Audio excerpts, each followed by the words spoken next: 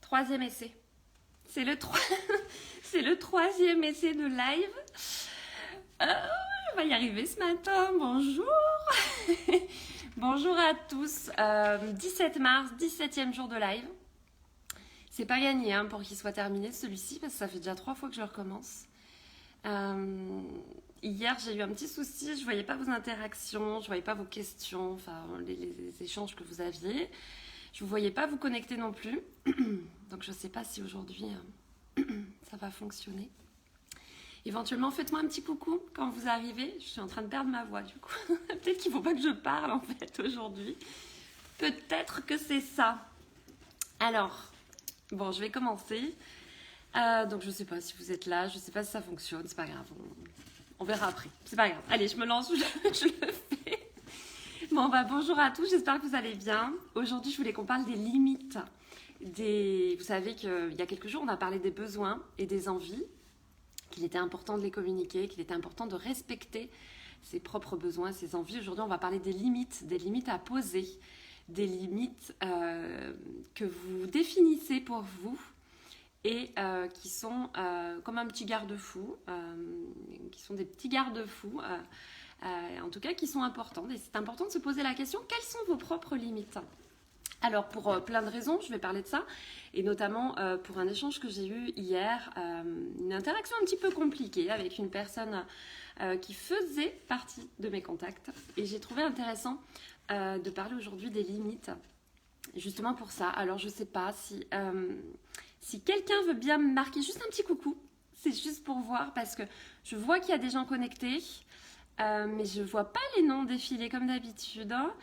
Et il y a toujours des trucs qui clignotent, alors je sais pas pourquoi, c'est bizarre. Si quelqu'un fait des lives habituellement et qui veut m'aider, je vais lancer un SOS. Bon, on va reprendre sur les limites. Donc oui, pourquoi c'est important de faire respecter ses limites? Parce que dans n'importe quelle interaction, dans n'importe quelle communication que vous allez avoir avec la personne en face de vous, parfois, il va y avoir des petits couacs. Hein, on est bien d'accord qu'on n'a pas tous le même schéma, on n'a pas tous la même vision du monde et on n'a pas tous les mêmes apprentissages, et notamment en matière de communication et de relations, de relationnel, de façon de communiquer, de façon de se comporter avec les autres. Et parfois, la personne en face de vous va avoir une communication envers vous que vous n'allez pas juger forcément correcte. Alors pas qu'elle soit, on ne parle pas là de propos qui sont insultants, on ne parle pas où là effectivement il n'y a même pas à définir si c'est bien ou pas bien, c'est mal de toute façon quoi qu'il en soit. Vous devez effectivement apprendre à vous faire respecter et il y a des choses qui ne sont pas tolérables. Mais là on parle vraiment de modes de communication qui ne vous correspondent pas et sans forcément que ça vous heurte, en tout cas ça matche pas, quoi. Vous vous reconnaissez pas dans ce mode de communication. Ah, coucou Jean, ça y est, c'est bon, je vois que ça fonctionne. Je me sentais un peu toute seule, je me disais, bon, alors je voyais des gens connectés, mais je voyais pas les noms. Et puis hier, j'ai eu plein de bugs. Alors bon, je suis contente. Je suis contente de te voir. Donc, comme je disais, ça va être important de définir ce qui est acceptable pour vous, ce qui est surtout quel est le niveau de communication que vous tolérez dans votre vie. Là, en l'occurrence, ce qui s'est passé, c'est qu'avec cette personne-là, les échanges étaient cordiaux, mais il y avait des choses qui sortaient du cadre que moi, je fixe dans les échanges que j'ai avec les personnes avec qui je communique.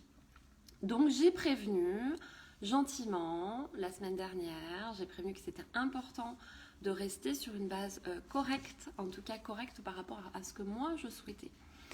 Et cette personne n'a pas entendu et a réitéré ces échanges que je qualifierais un petit peu borderline. Donc pourquoi c'est important de faire respecter justement ces limites? Parce que si à ce moment-là, vous ne dites rien, là en l'occurrence, si moi à ce moment-là, je n'avais rien communiqué, rien dit, cette personne en face pouvait prendre pour validation le fait que je ne dise rien. Et donc, en tout état de cause, bonjour Cyril, bonjour Pascal, en tout état de cause, elle aurait continué à avoir ce mode de communication. Et là, il n'y avait pas à la... Comment dire ? C'était logique qu'elle continue sur ce mode de communication parce qu'à aucun moment je n'aurais manifesté de désaccord par rapport à ça. Donc il est important quand quelque chose vous pose problème que vous fixiez vos propres limites et que vous exprimiez. Parce que la personne en face de vous, elle ne peut pas le deviner. Elle n'a pas la même carte du monde que vous, elle n'a pas la même vision, elle n'a pas les mêmes croyances, elle n'a pas les mêmes expériences, elle n'a pas forcément eu la même éducation, elle n'a pas forcément eu les mêmes informations sur les bonnes façons de communiquer ou pas. Et elle ne vous connaît pas foncièrement. Et donc, du coup, si vous ne donnez pas, si vous ne parlez pas de vos règles et de ce qui est pour vous acceptable, elle va initier un mode de communication. Si vous ne mettez pas vos distances par rapport à ça quand ça vous pose problème, elle va continuer, ce serait logique. Et là, à ce moment-là, vous pourrez juste vous en prendre à vous de ne pas avoir mis le haut là beaucoup plus tôt. Donc, c'est important de communiquer là-dessus. Bon, là, en l'occurrence, ça s'est pas très très bien fini parce que la personne a insisté et que, comme je l'ai expliqué à plusieurs reprises, et puis ceux qui me connaissent bien le savent, je suis extrêmement patiente, extrêmement gentille, mais à un moment donné, il faut passer au niveau supérieur parce que quand la personne en face de vous s'évertue à ne pas respecter vos propres limites, il faut taper du poing sur la table. C'est ce que j'ai fait, elle l'a très mal pris, écoutez, c'est pas grave. Elle a liké quelques-uns de mes posts de façon mécontente, mais moi, ça me pose aucun problème.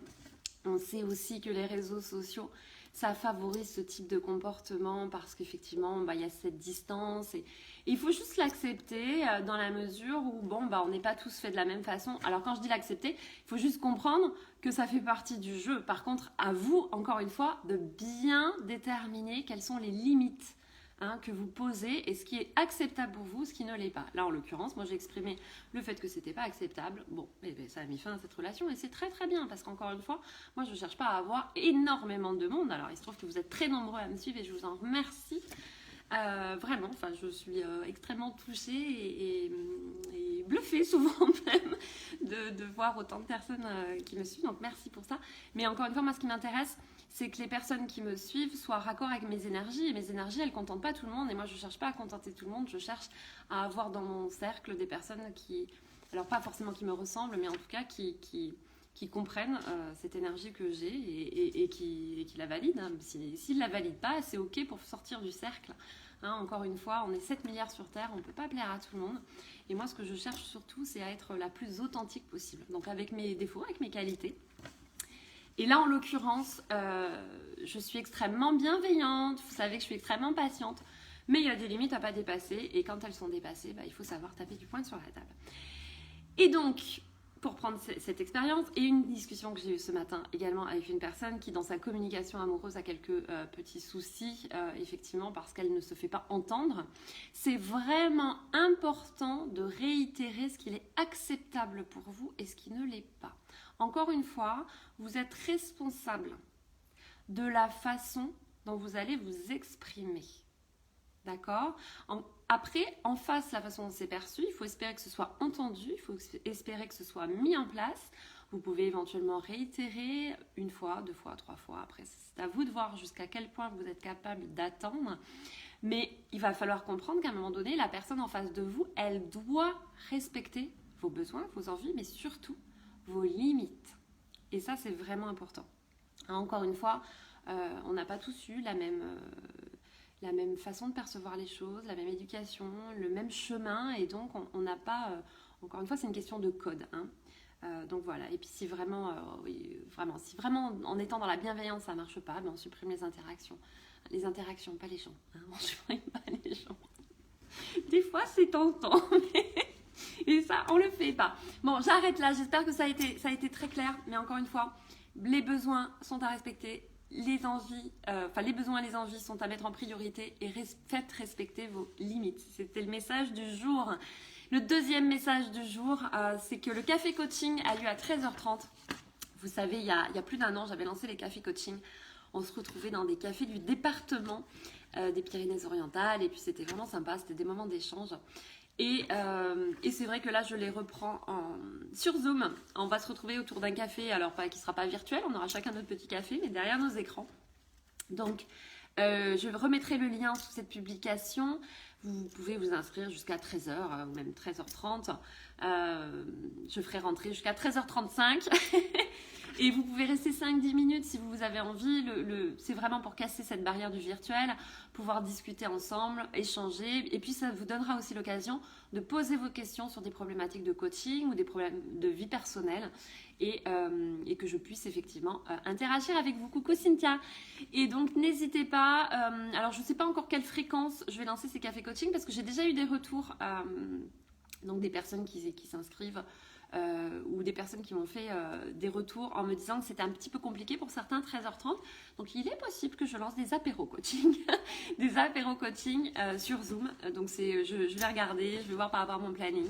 Donc peut-être on en fera un par mois, un apéro par mois, un café par mois. On va faire plein de trucs en fait. Donc voilà, bon, j'essaye de faire en sorte que ce live soit pas trop long. Et j'espère que c'était clair surtout. Visiblement, vous n'avez pas de questions. Et bien écoutez, c'est parfait. Je vous souhaite une super journée. Pour certains, je vous retrouve à 13h30 sur Zoom. N'oubliez pas de m'envoyer un petit message pour que je vous fasse parvenir le lien. Et bon, il y a de la place. Hein. Pour le moment, on n'est que 3. Donc, n'hésitez pas à vous inscrire. Et puis, bah, je vous dis à demain. À demain pour le 18e jour de live. Je suis super fière. Je vous embrasse bien fort. Prenez soin de vous et à demain.